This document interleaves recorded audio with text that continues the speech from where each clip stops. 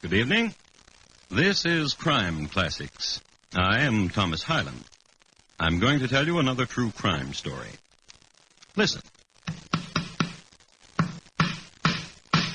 The man is nailing a horse's picture to the wall. The horse is pawing the western skies in the classic attitude of pawing horses, and it is the top half of a calendar distributed by Isaac's Livery.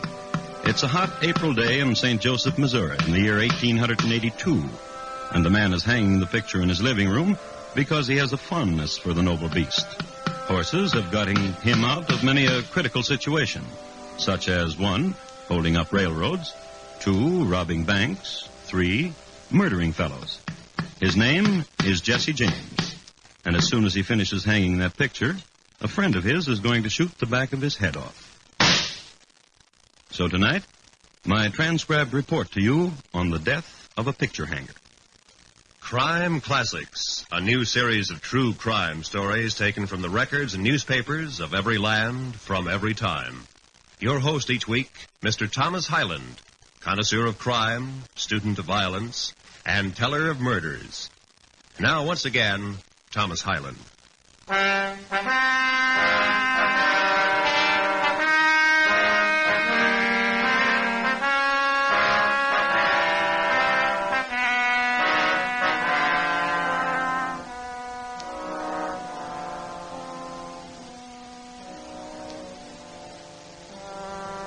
Tonight, we take you to Jefferson City, Missouri, to the mansion of the governor of that state. His name was Crittenden, but his cronies called him Critch. He liked living in the governor's mansion because he never had it so good. There were servants, crystal chandeliers, wine furnished by cronies, entertainments by cronies, and best of all, 6 small gilded cherubs, backs bent cheerfully to support a cast-iron bathtub, and quite often the governor also. So, if you've never attended the governor taking a bath, here's your chance. Where's that soap? Where is it? Well, there it is, Critch. Right behind you. Sure. Uh-huh. When's the last time you had a bath? Kansas City. Just after the hanging of Billy Bob Williams. Let's see, that was, March 12th last. What a memory you got, Governor. Yeah, hanging outlaws one of the nicest parts of this job, Timberlake. You ever get to be governor, hang a lot of outlaws and remember when.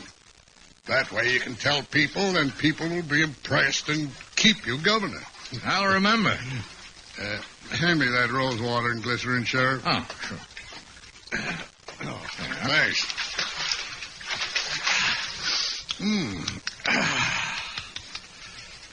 You know what I called you down here for? Got an idea. Tell me, and I'll tell you if you're right. Jesse James? Look good on my record. He to die somehow soon. During my administration in my state. People will cheer you wherever you go. I like the sound of people cheering. Governor. Hand me that towel, sir. Oh. Thanks. Governor, I've been thinking. Scheming kind of thinking? Oh, you might say. About Jesse? If it works, people liable to cheer you right on to Washington. Then there's no telling what. In a case like that, you're liable to be standing right where I'm standing. That's right. Get Jesse for me. I'm going to do that.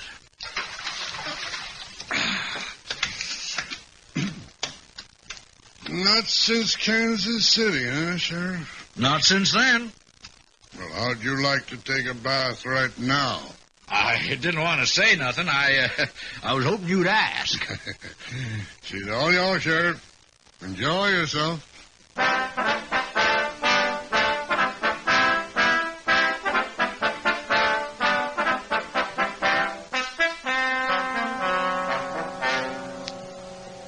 Sheriff Timberlake was a man who instinctively knew his way around a bathtub.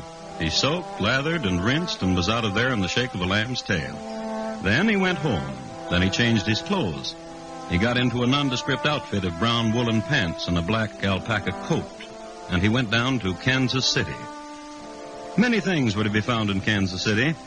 a wooden monument, long since burned, of Daniel Sanker, who got a message through to his beleaguered dad, a grand opera house, and 3 mechanical pianos, each with fiddle attached. All in all, it was a very happy community. Worthy of note is the fact that Spit in the Ocean, a poker variation, was invented at Bobrick's Poker Palace during this era. And it is into this very den that Sheriff Timberlake wandered.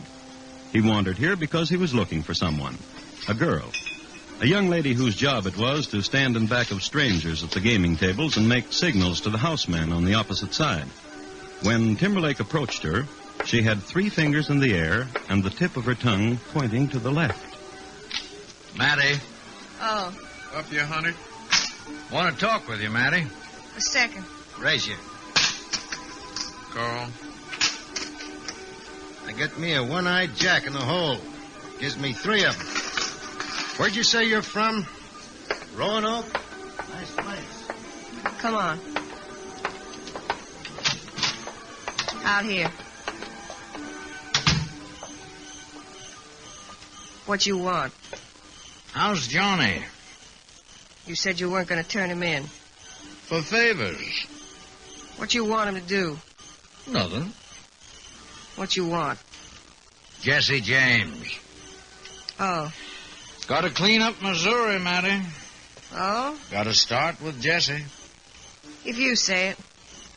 Yeah, Jesse's staying with Robert and Charlie Ford. That's right. Now, your friends, ain't they, Matty? Robert and Charlie Ford? I used to know him pretty good. Ain't hard to talk to old friends, Matty. And you ain't going to touch Johnny, are you? You just tell Robert and Charlie Ford I'm at Stamponi's boarding house right now. Ain't got a gun either. That all you want me to do? You tell them, Matty. Yeah?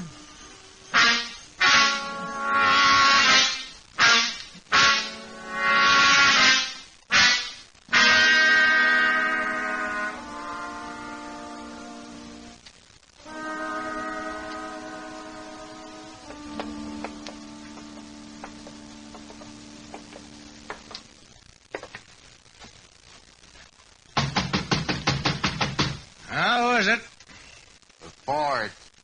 Door's open. Come on in, boys.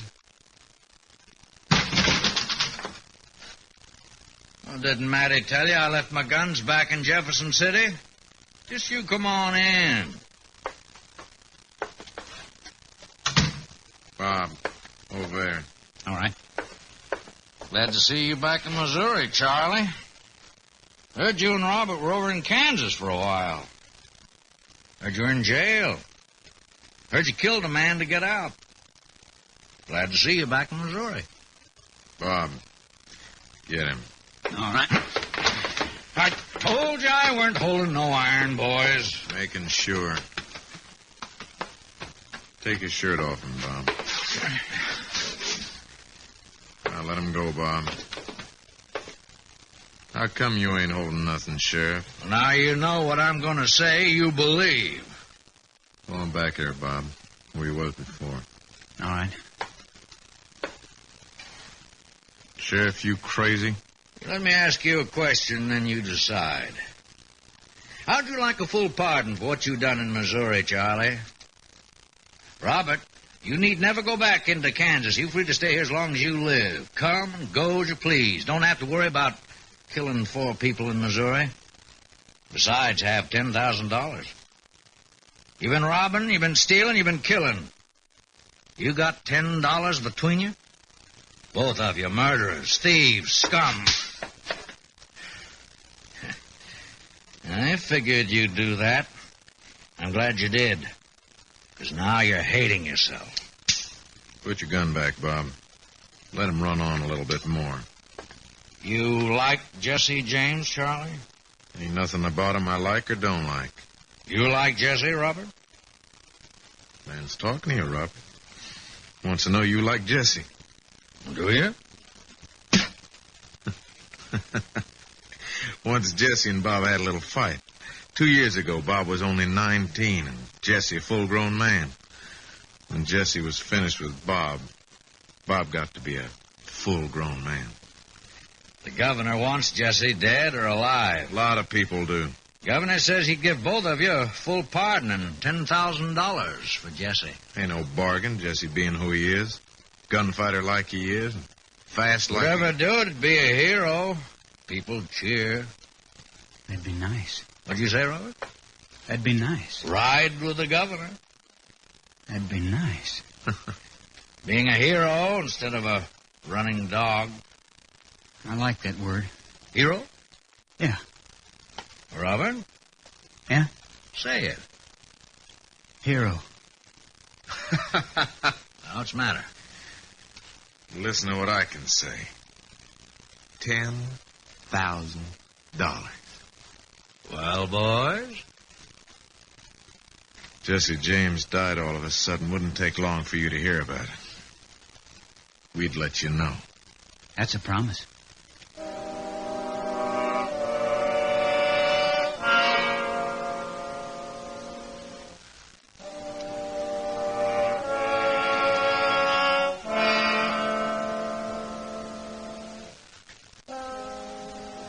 Chain reaction. Governor in bathtub. Sheriff in waiting. Mattie, the girl card watcher. And the brothers Ford, Robert, and Charlie. The principals involved in getting Jesse James assassinated. It would be well at this point to remark upon some of the accomplishments of Jesse James. His standard feat was murdering cowboys and rustling cattle.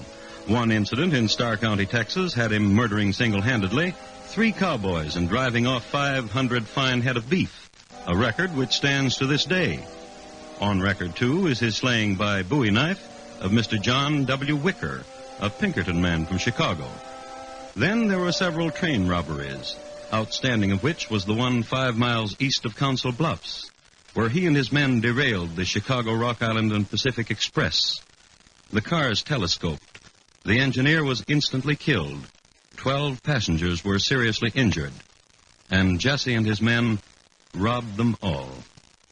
There are many other mayhems too numerous to mention, except that they averaged 1.37 corpses per exploit. One act of kindness must be noted, however.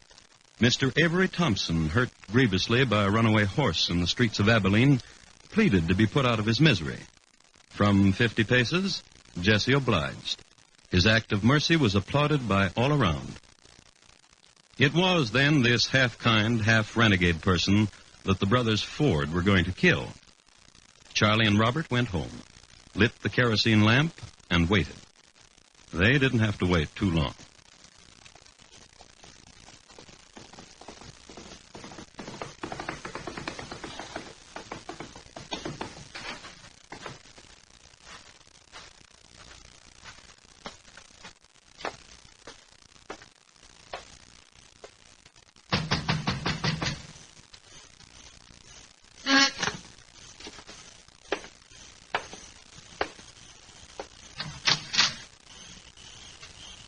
Hi, Jesse. Come on in.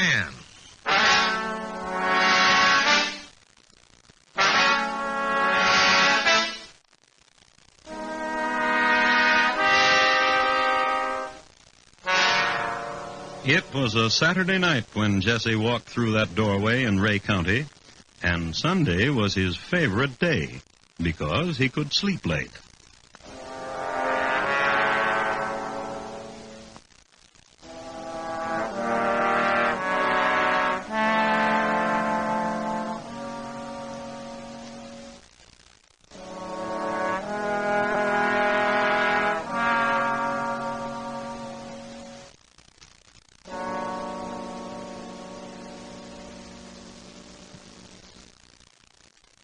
You are listening to Crime Classics and your host, Thomas Hyland. Tomorrow night, if you're in the mood for still more adventure listening, don't miss 21st Precinct, the program that probes the inner workings of the world's largest police force. 21st Precinct shows you policemen as the human beings they are, exposes their tough grinds, their dangerous careers. Remember, it's Tuesday nights on most of these same stations, presented by CBS Radio. And now, once again, Thomas Hyland and the second act of Crime Classics, and his report to you on The Death of a Picture Hanger.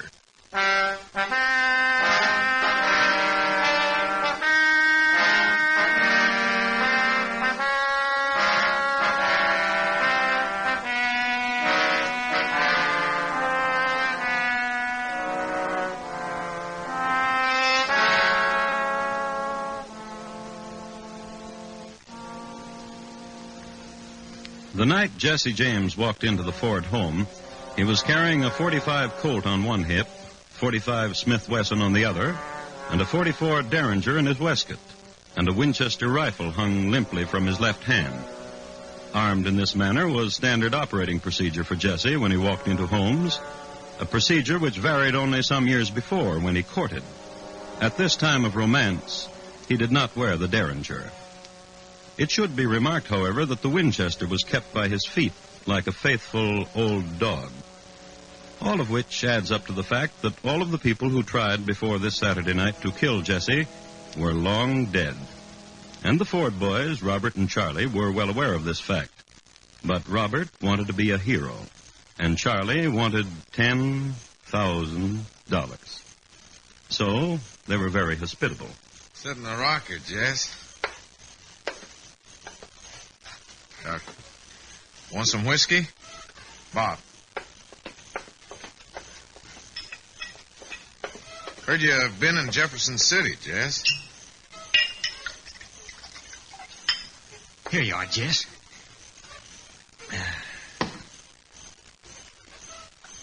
You must be sleepy, Jess. What's the matter with you, Bob? You don't have to tell Jess when he's sleepy. Jess knows when he's sleepy. I just don't want to talk important things to him, that's all. Not when his head's nodding. Simmer down, Bob. All right, Jess, I'll tell you. We're tired of lazing around. Me and Charlie been doing nothing, just waiting for you to say go. When you going to say go, Jess?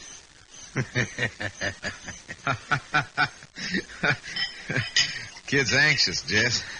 Just like kids. Tired, that's all. Been on my back like this for a week, Jess. Worrisome, ain't he? Listen, Jess, we figured something. A train, Jess. Trains are easy. You hear what he said? You hear what he said, Charlie? Trains are easy. Kid. The Chicago, Rock Island, and Pacific out of Kansas City. It makes a stop at Winston, Jess. At Cameron, too. Here's your drink, Jess. We gonna do it to the train, Jess? Need some sleep. Bob, fix Jess that place in the barn. Sure will.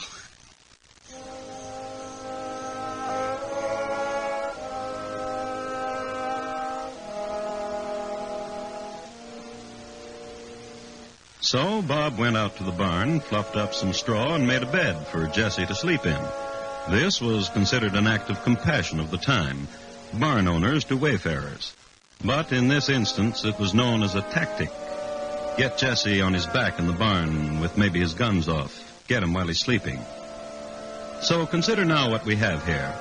Jesse James bedded down for the night and his two would-be assassins as guardian angels. In the trade, this is known as a precarious position. So switch now from prone Jesse to outside the barn. Nearly midnight in Missouri, and a mist from the river threading between Charlie Ford and Bob. When are we gonna kill Jess? Try killing him from now on. You think he's sleeping? Where'd you bed him down? Under that window. Well, let's go peek, see if he's sleeping. What you think? He's lying there, all right. Eyes closed. Can't tell. I sure tell this, so. What? Look at that pool of moon. Wait a minute, I'll get out of your way. See? He's holding a gun in each hand. He's a light sleeper. When he sleeps. We don't even know he's sleeping. Charlie. Shoot him. Kill him. You want to be the hero, younger brother. You do. Supposing I miss. I'll shoot you just where you're standing if you miss. Because if you miss, you wake Jess. And I'll just explain to Jess I killed you to save his life. That way saving mine. If we were sure he's sleeping, be no trouble at all. You make sure.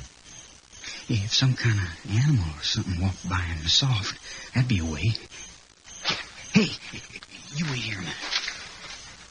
Come here, you little old dog. That's right. You're too old to live anyhow. Little dog's too old to live anyhow, Charlie. Step aside a minute. I'll push him through this chink in the wall. Critter'd run into the barn past Jess, and we'll find out for sure. Shit, aren't like a woman, Bob. Just do it.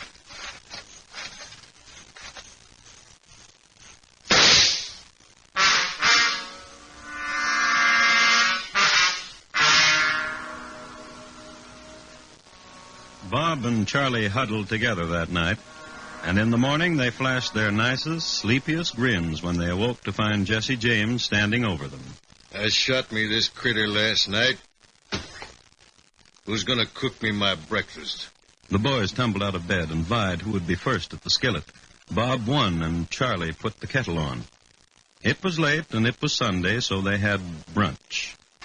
Toward its end, as a gesture of carefree camaraderie, Jesse heaved the Ford's best china against the wall. Breaking them against the wall's easy, Jess. Why don't you throw them up in the air and shoot them? You crazy, Bob? What'd you tell him to do that for? He used up all his bullets, and then we... Watch it, Jess! Ain't gonna hit you, Bob. Just seeing how close I can come. In the name of heaven, Jess! Cut it out, Jesse. You got the kid almost crying. Stand still. See how you like it, Charlie. See if I can fan your ear without drawing blood.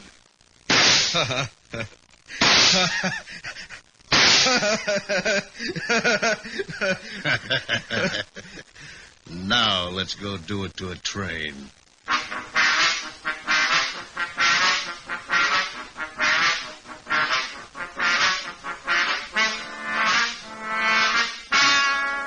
Which meant riding down to Winston, which meant for the Ford boys a constant vigilance for the moment when Jesse would turn his back, would ride ahead of them a few paces.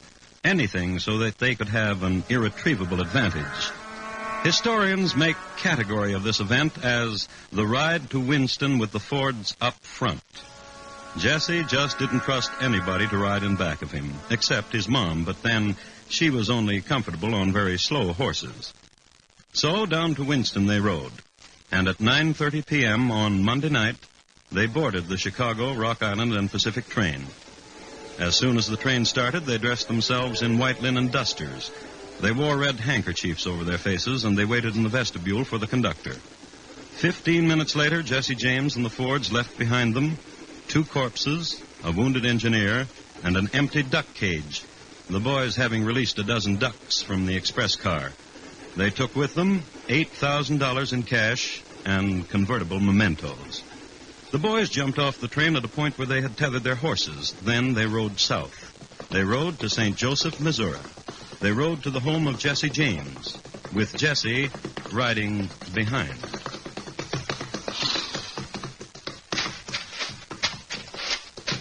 Wait out here, boys.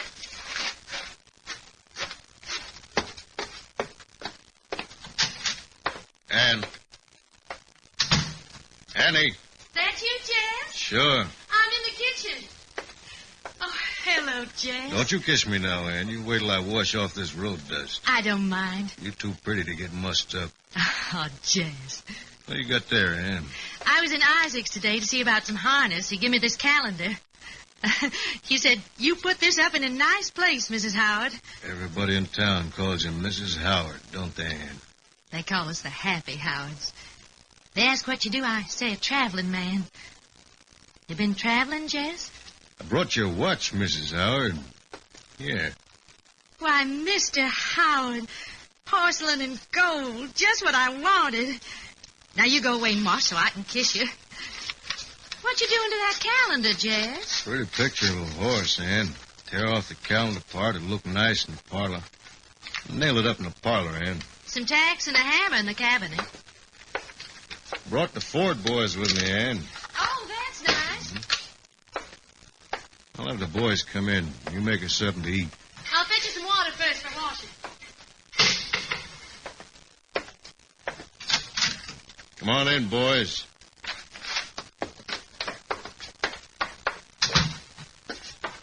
You boys like this picture? Right, good picture of a horse.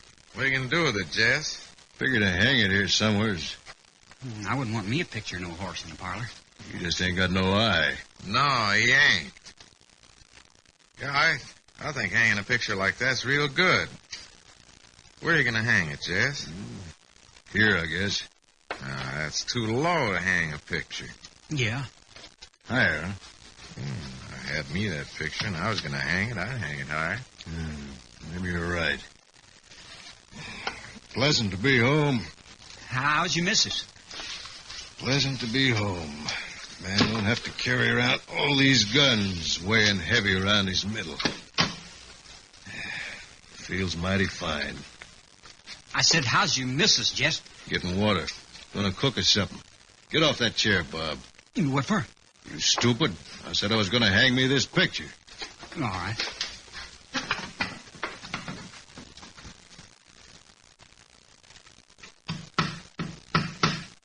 Pretty picture.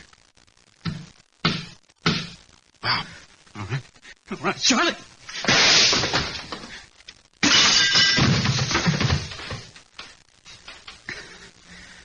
You shot the back of Jesse's head off, Bob. That make me a hero, don't it? Sure does.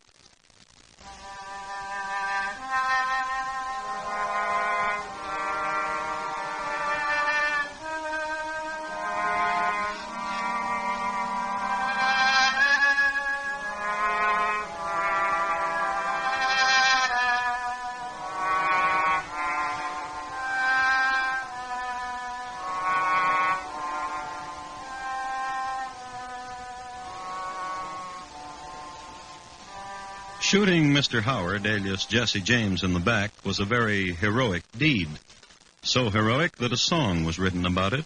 The refrain goes, "And the dirty little coward, he shot Mr. Howard and laid Jesse James in his grave."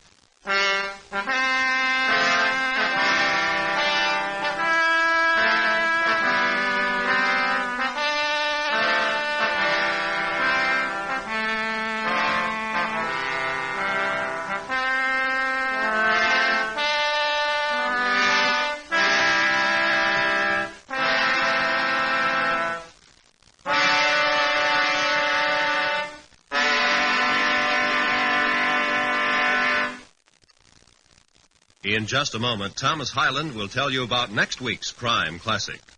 The Death of a Picture Hanger, tonight's Crime Classic, was adapted from the original court reports and newspaper accounts by Morton Fine and David Friedkin. The music was composed and conducted by Bernard Herrmann, and the program is transcribed and directed by Elliott Lewis. Thomas Hyland is portrayed on radio by Lou Merrill. In tonight's story, Clayton Post was heard as Jess, Paul Freese as Charlie, and Sam Edwards as Bob.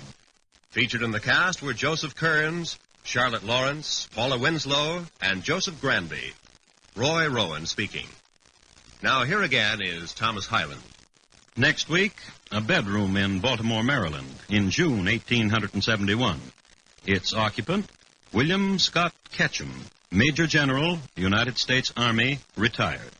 My report to you will be on the final day of General Ketchum and how he died. Thank you. Good night.